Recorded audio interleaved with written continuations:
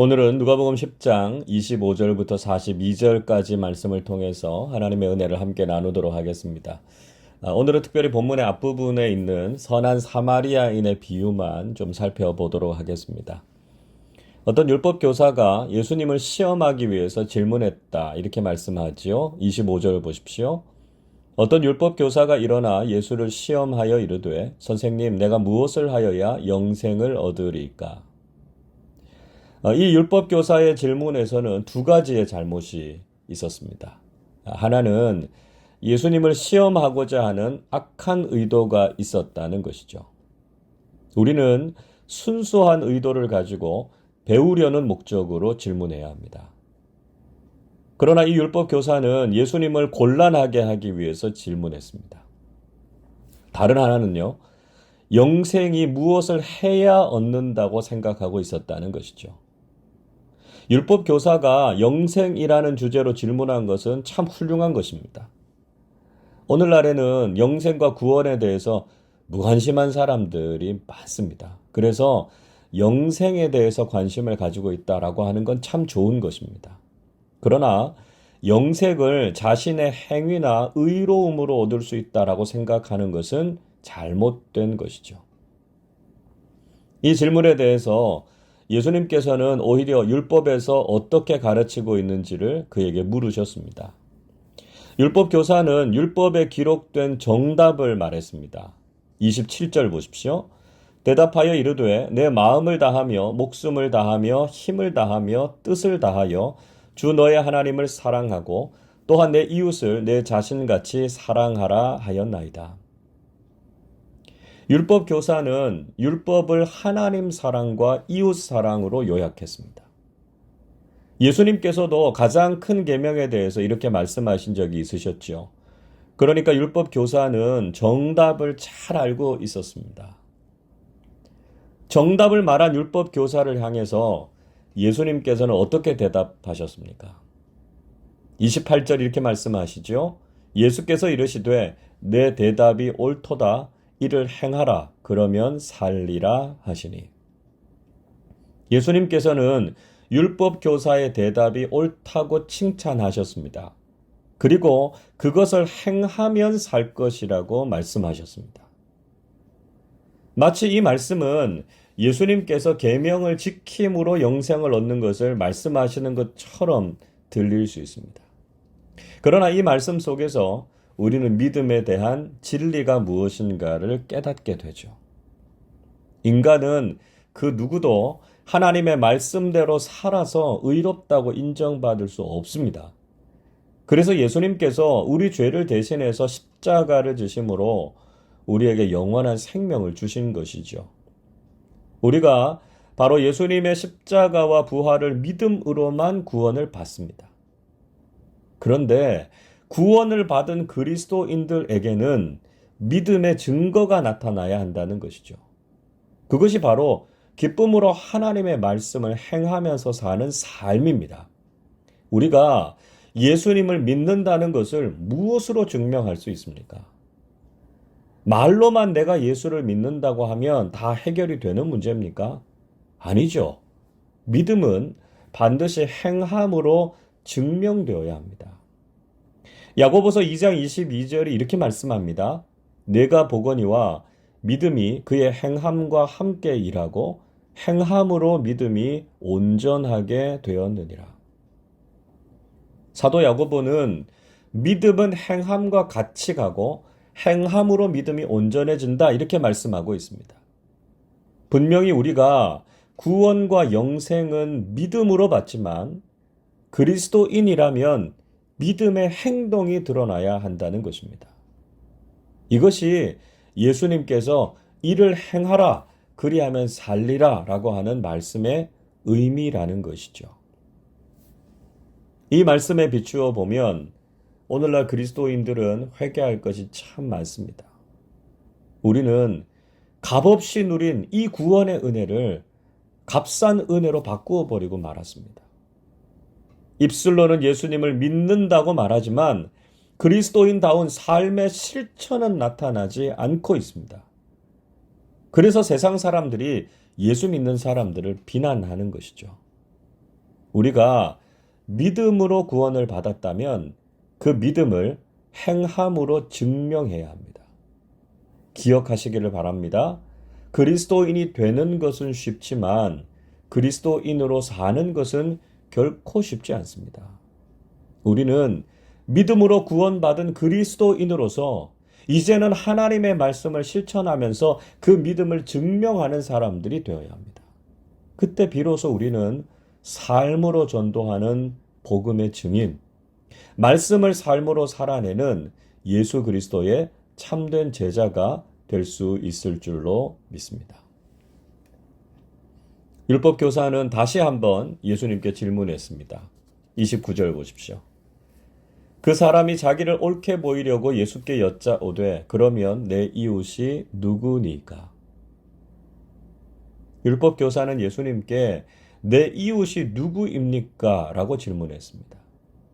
여전히 그의 의도는 겸손하고 진지하게 진리를 구하기보다는 자신을 옳게 보이려고 하는 생각뿐이었습니다.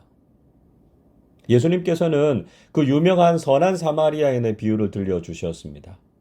어떤 사람이 예루살렘에서 여리고로 내려가다가 강도를 만났습니다. 예루살렘에서 여리고로 내려가는 길은 산길이었고요. 급격한 내리막이었습니다. 그래서 간혹 숲에 강도들이 숨어 있다가 출몰하곤 했습니다. 강도를 만난 그 사람은 가진 것을 다 빼앗기고 거의 죽을 정도로 맞고 버려졌습니다. 그런데 마침 제사장 한 사람이 그 길을 지나가게 됐습니다. 31절 보십시오.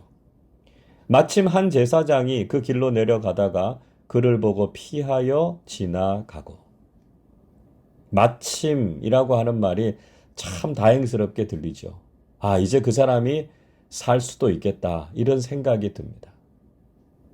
그러나 그 제사장은 그를 보았지만 피해서 지나가 버리고 말았습니다.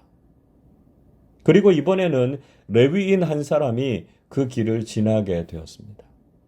그런데 그도 역시 강도 만난 사람을 보고 피해서 가버렸습니다.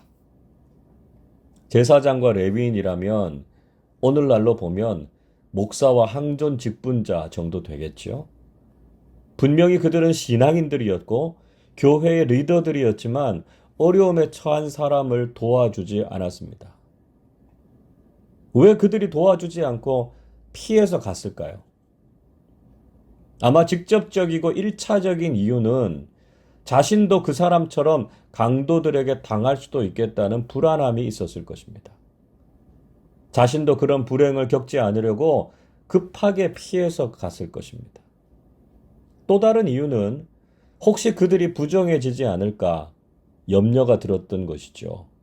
만약에 그 사람이 죽었다면 그 사람의 시체 때문에 부정해질 수 있었기 때문이었습니다. 이 모든 내용들을 종합해 보자면 이들이 강도 만난 사람을 돕지 않았던 이유는 지극히 자기중심적인 이유 때문이었습니다. 자기가 힘든 일을 겪지 않고 자신을 지키려고 했던 이유 때문이었습니다.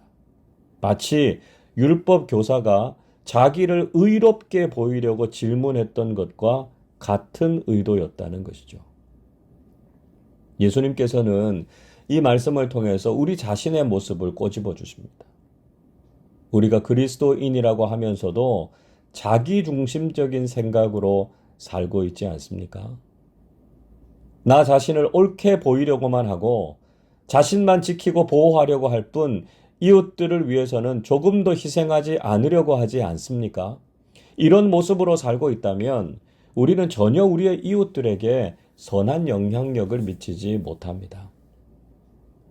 예수님께서는 세 번째로 한 사마리아인에 대해서 말씀해 주셨습니다. 33절, 34절 보십시오.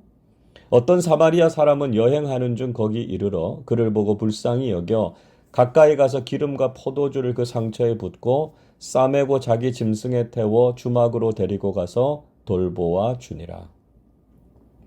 어떤 사마리아 사람은 강도 만난 사람을 보고 불쌍히 여겨서 그에게 가까이 가서 그를 치료해 주고 돌보아 주었습니다. 이 사마리아인의 결정적인 차이는 무엇이었습니까? 그는 다른 사람을 불쌍히 여기는 마음을 가졌고요. 그래서 기꺼이 이타적인 행동을 실천했습니다. 자신의 번거로움과 불편함을 감수했고 자신의 짐승과 돈을 강도 만난 사람을 위해서 기꺼이 사용했습니다. 그리고 앞으로 들 비용까지 다 지불했던 것을 볼 수 있습니다. 이 사마리아인이야말로 자기 중심성을 벗어나서 이타적인 사랑을 실천했던 사람이었음을 볼 수 있습니다. 이 이야기를 마치시고 예수님께서 그에게 어떻게 질문하셨습니까? 36절 보시죠. 내 생각에는 이 세 사람 중에 누가 강도 만난 자의 이웃이 되겠느냐? 예수님께서는 그 율법 교사에게 누가 강도 만난 자의 이웃인지를 질문하셨습니다. 율법 교사는 내 이웃이 누구인지를 물었지만 예수님께서는 강도 만난 자의 이웃이 누구인지를 물으셨습니다. 예수님께서는 율법 교사가 가지고 있는 자기 중심성에 대해서 지적하셨습니다. 적어도 신앙인이라면 내가 중심이 되는 것이 아니라 다른 사람들에 대한 관심과 사랑이 내 안에, 내 중심에 있어야 한다는 것이죠. 그래서 자기 중심성을 벗어나서 타인을 자신처럼 사랑할 수 있을 때 우리가 영생을 얻은 그리스도인이라고 할 수 있다는 것입니다.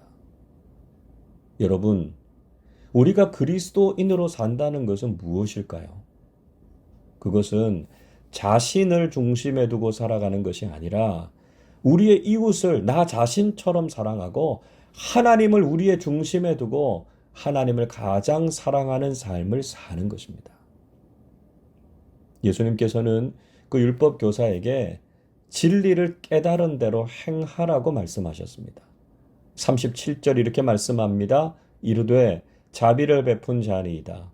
예수께서 이르시되 가서 너도 이와 같이 하라 하시니라. 율법 교사는 예수님의 질문에 자비를 베푼 자가 강도 만난 자의 이웃이라고 대답했습니다. 예수님께서는 그에게 가서 너도 이와 같이 하라고 말씀하셨습니다. 예수님 앞에서 자신의 옳음과 의로움을 자랑하려고 하지 말고 하나님의 자비를 이웃에게 실천하는 좋은 이웃이 되라고 말씀하신 것이었습니다. 여러분, 우리는 그리스도인으로서 세상에 좋은 이웃이 되고 있습니까? 자기 중심성이라는 죄성을 벗어버리고 이타적인 사랑을 실천하고 있습니까? 우리는 분명히 행위로 구원을 받은 것은 아니지만 우리가 그리스도인이라면 그리스도인다운 삶으로 믿음을 증명할 수 있어야 합니다. 예수님께서는 오늘도 우리에게 가서 너도 이와 같이 하라고 말씀하십니다. 주님의 말씀에 순종해서 그리스도인답게 하나님의 자비와 사랑을 세상 속에서 실천하는 좋은 이웃으로 살아가시기를 주님의 이름으로 축원합니다. 기도하겠습니다. 아무 자격 없는 우리에게 한없는 자비와 긍휼을 베풀어 주신 하나님의 은혜에 감사를 드립니다. 우리가 분명히 예수 그리스도의 십자가 구원을 믿음으로 받았지만 우리의 삶으로 그 믿음을 증명하면서 살아가게 해 주시옵소서. 여전히 자기 중심적인 생각에 사로잡힌 저희들을 긍휼히 여겨주시고 이타적인 사랑을 실천하면서 살게 해 주옵소서. 지금도 힘들고 어려운 상황 속에 처해 있는 우리의 이웃들을 돌아보게 하시고 하나님의 자비와 사랑을 세상 속에서 실천하는 좋은 이웃들 되게 하여 주옵소서. 그래서 세상에 선한 영향력을 미치고 이웃을 살리는 믿음의 사람들 되게 하여 주시옵소서. 감사드리며 우리 주님 예수 그리스도의 이름으로 기도하옵나이다. 아멘.